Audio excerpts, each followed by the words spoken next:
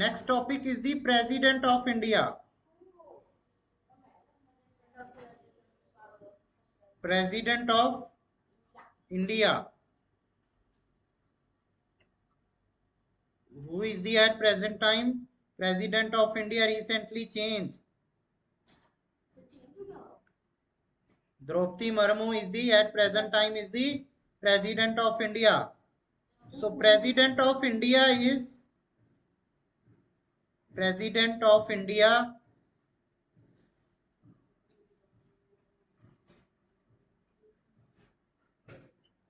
President of India is first citizen of India. First citizen of India, भारत का पहला नागरिक होता है. Second number of the state है. Next one is the president. President of India is the head of the state. Head of the state.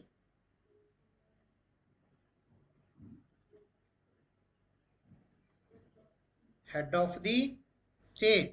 State meaning country. Next one is the qualification. What is the qualification? Qualification for become a president. Qualification of president. President बनने के लिए qualification क्या होनी चाहिए? First one must be citizen of India. भारत का नागरिक होना चाहिए. Must be citizen of India. भारत का नागरिक होना चाहिए. सेकंड नंबर सब बताऊंगा, रुको तो जरा सब्र करो. Complete the age. This is the maximum age. Complete the age 35 year. 35 year की उसकी एज होनी चाहिए. Next one third number qualified age a member of Lok Sabha. वो लोकसभा का मेंबर बनने की योग्यता रखता हो. Fourth number he should not hold any office of profit. वो किसी भी लाभ के पद पर ना हो. यानी कि वो कोई भी officer election of the president. Election of the president. President का इलेक्शन कैसे होता है? Election of the president. First one president elected by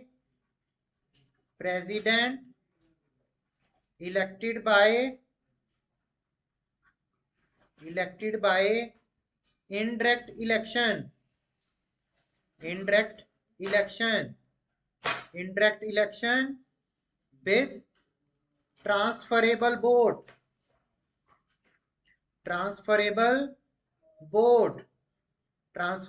vote यानी कि आप जो है प्रेसिडेंट के इलेक्शन में पार्टिसिपेट नहीं करते. और ठीक है, हम जो है एमपी को चुनेंगे, एमएलए को चुनेंगे. आगे जो है एमएलए और एमपी जो है किसको चुनेंगे? प्रेसिडेंट को चुनेंगे. तो लिख लीजिए who participate in the president election. President के इलेक्शन में कौन पार्टिसिपेट करता है? ठीक है, who participate in the president election. President के इलेक्शन में कौन कौन पार्टिसिपेट करेगा?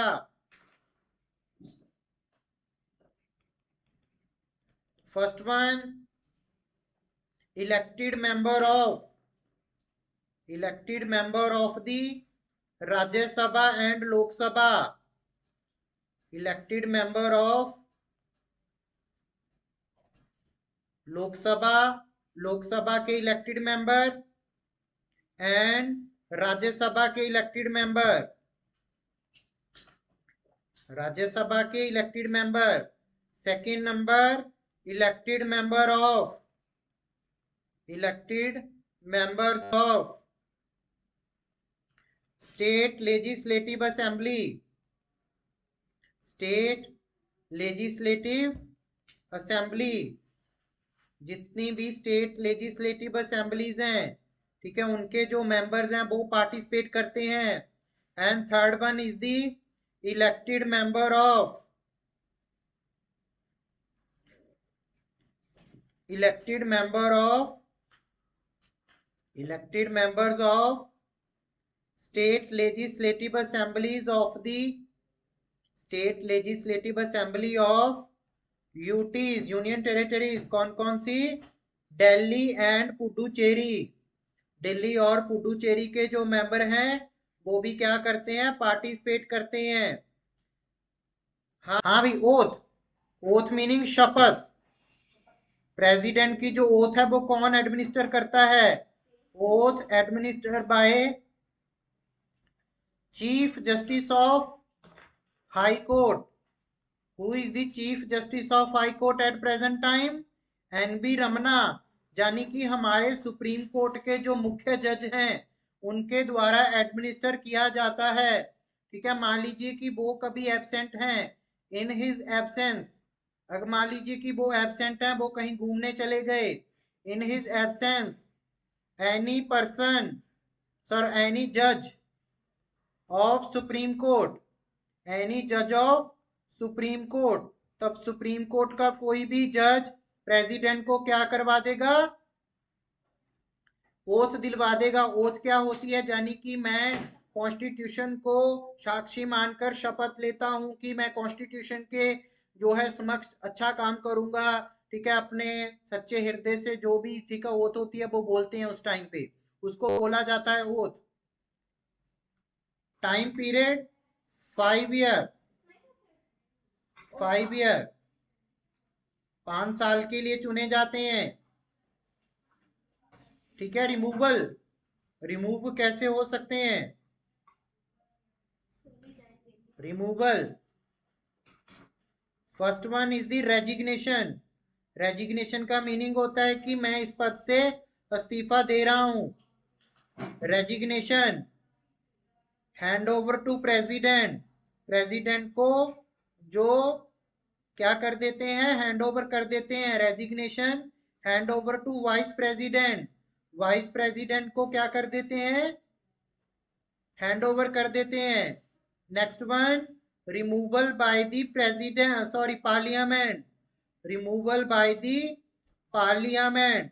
पार्लियामेंट भी ऐसे नहीं है कि सुबह किसी को बोर में सपना आए कि प्रेसिडेंट को आज जो है रिमूव कर देते हैं और वो क्या करे, पार्लियामेंट में आकर बोले कि भाई मुझे बोर में सुबह सुबह सपना आया कि आज कुछ तूफानी करते हैं, ठीक है, मैं थम्स अप पीकर आया हूँ, ठीक है, कि प्रेसिडेंट को सीट से उतारना है। तो ऐसा नहीं है। Removal by the parliament on the ground of, वो प्रेसिडेंट को सिर्फ किसके ग्राउंड पे, यानी कि किसके आधार पे कर सकते हैं? Violation of the constitution. अगर कॉन्स्टिट्यूशन का क्या कर दिया हो? वायलेशन कर दिया हो, वायलेशन ऑफ द कॉन्स्टिट्यूशन। अगर प्रेसिडेंट ने कॉन्स्टिट्यूशन को वायलेट कर दिया हो। In the case of death, अगर उसकी डेथ हो जाए प्रेसिडेंट की, ठीक है, in the case of death, then vice president, vice president work as a president, जो वाइस प्रेसिडेंट हैं वो वर्क करेंगे as a president, as a president काम करेंगे ओनली 6 मंथ, 6 मंथ के लिए काम करेंगे, ओनली 6 मंथ। ठीक है, बट यूएसए में ऐसा है, वहां पे जो टाइम पीरियड होता है वो 4 साल का होता है। ठीक है, अगर मान लीजिए कि यूएसए के प्रेसिडेंट की 2 साल बाद मौत हो जाती है, ठीक है, तो 2 साल का जो टाइम पीरियड बचा है ना, उस पे जो काम करेंगे वो कौन करेंगे? वहां के वाइस प्रेसिडेंट करेंगे। ठीक है, मान लीजिए कि वहां का वाइस प्रेसिडेंट सोचता रहता है कि कब प्रेसिडेंट मर जाए, कब मर जाए, कब क्या बनूं, वाइस प्रेसिडेंट बन जाऊं। ठीक है, बट भारत में ऐसा नहीं है। अगर प्रेसिडेंट की डेथ होती है, ठीक है, तो प्रेसिडेंट जो है काम करता है as a president only 6 month. ठीक है, एक क्लास चल रही थी को तो कोई टीचर था, तो बच्चे ने पूछा कि सर मान लीजिए कि मैं मानता हूं कि प्रेसिडेंट मर गया, ठीक है, प्रेसिडेंट की डेथ होगी, तो उसकी जगह कौन आएगा? बोले कि वाइस प्रेसिडेंट आ जाएगा। बोले कि अगर सर वाइस प्रेसिडेंट भी मर जाए, ठीक है, तो उसकी जगह कौन आएगा? ठीक है, तो भाई उसकी जगह जो है चीफ जस्टिस ऑफ इंडिया आ जाएगा।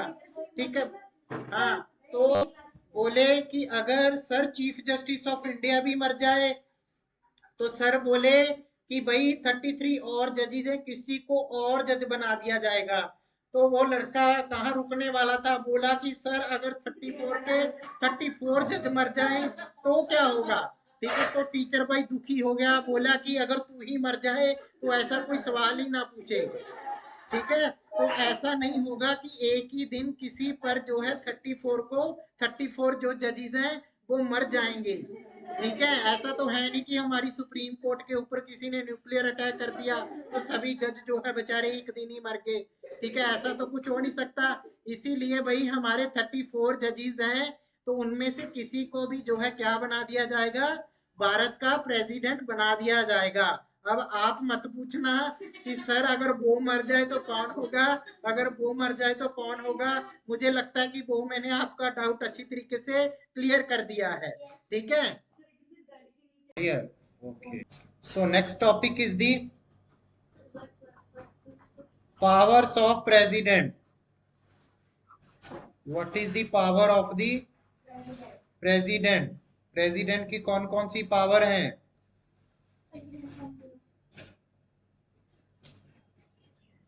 First number,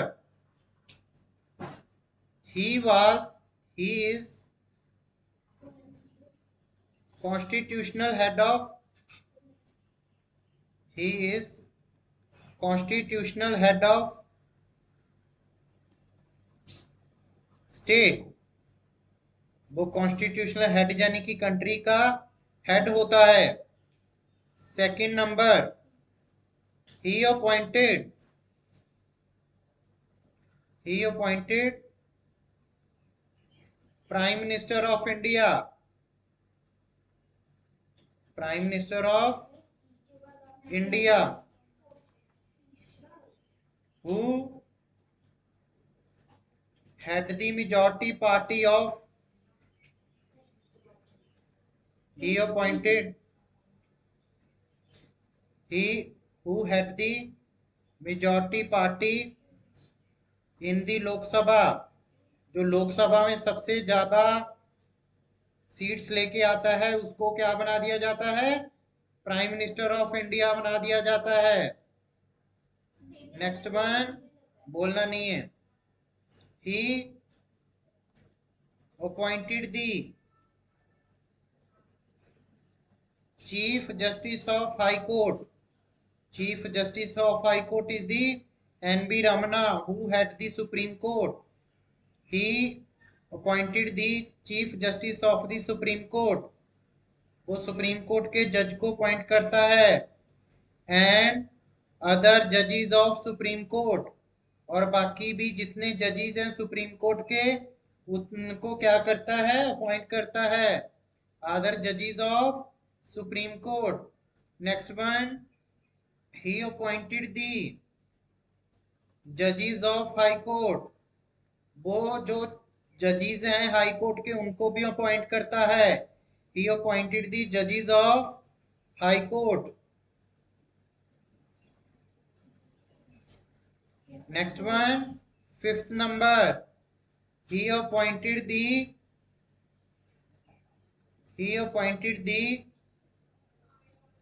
governor of the state. हर एक स्टेट का जो गवर्नर होता है, जहाँ दो स्टेट का एक भी गवर्नर हो सकता है, कौन अपॉइंट करता है? Appointed by the president, appointed of the governor of the states.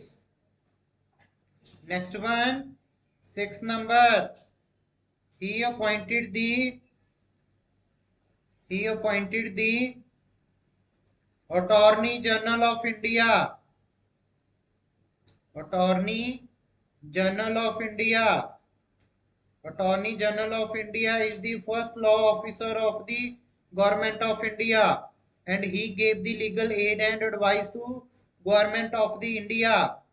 Next one, seventh number.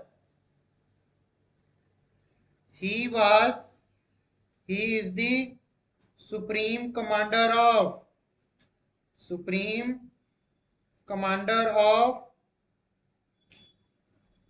he is the Supreme Commander of the Defense Forces.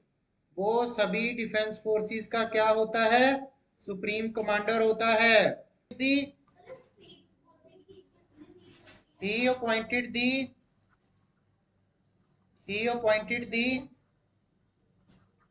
Army chief, यानी कि जो हमारी आर्मी का chief, army general, army chief, navy cheap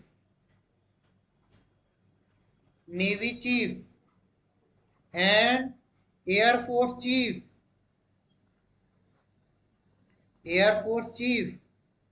and chief of the defence staff, इसको भी जो है वो अपॉइंट करता है. Chief of the defence staff is the regulated the all tri services of the defence. तीनों सेना को क्या करता है?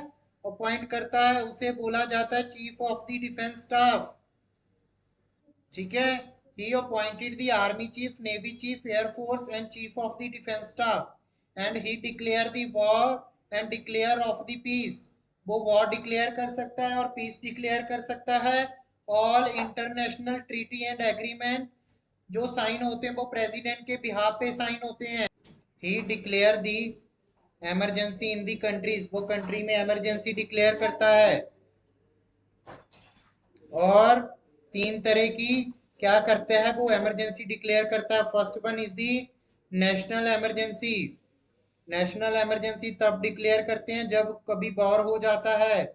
On the ground of the war, arm rebellion and external aggression. Second number, constitutional emergency. When state is not working according to union, then president declare the which emergency? Constitutional emergency. Next one, third number, financial emergency. जब state पे या फिर country पे क्या हो जाता है? ज्यादा उधारी हो जाती है या फिर डेफ्थ हो जाता है.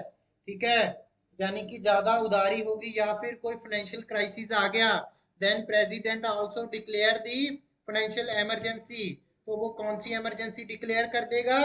फाइनेंशियल इमरजेंसी डिक्लेयर कर दे. तो this is the last slide of the president of India.